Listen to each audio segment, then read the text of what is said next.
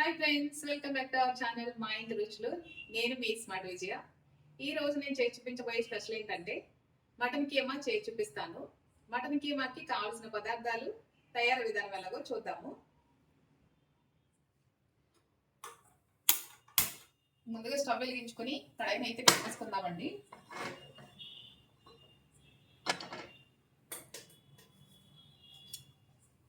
కడాయిని పెట్టుకొని కావాల్సిన ఆయిల్ అయితే వేసుకున్నామండి.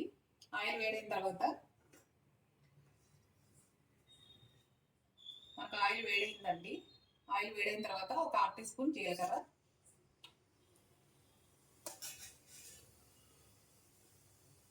4-5 దంచిన వెల్లుల్లి,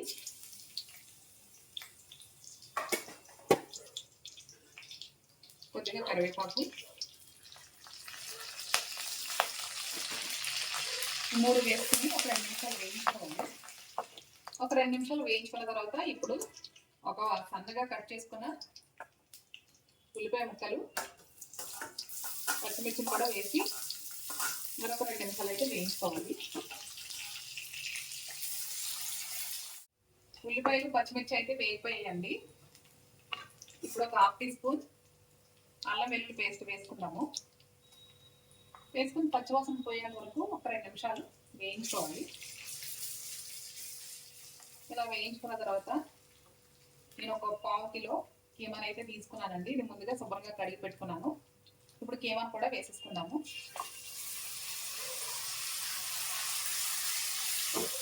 ఇలా వేసుకుని 10 నిమిషాలు అయితే బాగా వేగనివ్వాలి. చూసారు కదండి, నేను ఎలాంటి వాటర్ యాడ్ చేయలేదు. ఇందులో మనకు వాటర్ వస్తుంది. వాటర్ ఇంకిపోయేంత వరకు అయితే మనం ఫ్రై చేసుకోవాలి. ఇదంతా ఇంకిపోవడానికి ఒక 10 మినిట్స్ అయితే పడుతుంది. మనకు వాటర్ అంతా ఇంకిపోయింది కదండి. ఇప్పుడు కొద్దిగా పసుపు,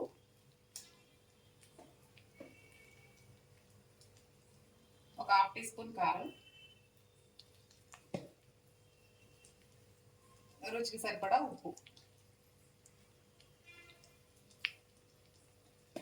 వేసుకుని బాగా కలిపి మరొక 10 నిమిషాలు అయితే ఫ్రై చేసుకోవాలి.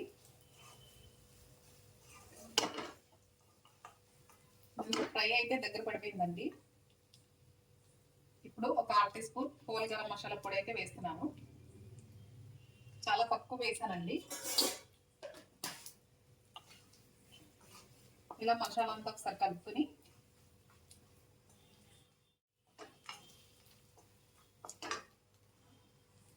చివరిగా కట్ చేసుకున్న కొత్తిమీర కూడా వేసేసుకుందాము. వేసుకుని ఒకసారి ఇలా కలిపి స్టవ్ అయితే ఆఫ్ చేసేసుకుంటున్నానండి. చూసారు కదా ఫ్రెండ్స్, చాలా simple and tasty mutton keema అయితే రెడీ అయిపోయింది. ఈ రెసిపీ తప్పకుండా మీరు కూడా ట్రై చేయండి. ట్రై చేసి ఎలా వచ్చిందో నాకు కామెంట్ చేయండి ఫ్రెండ్స్.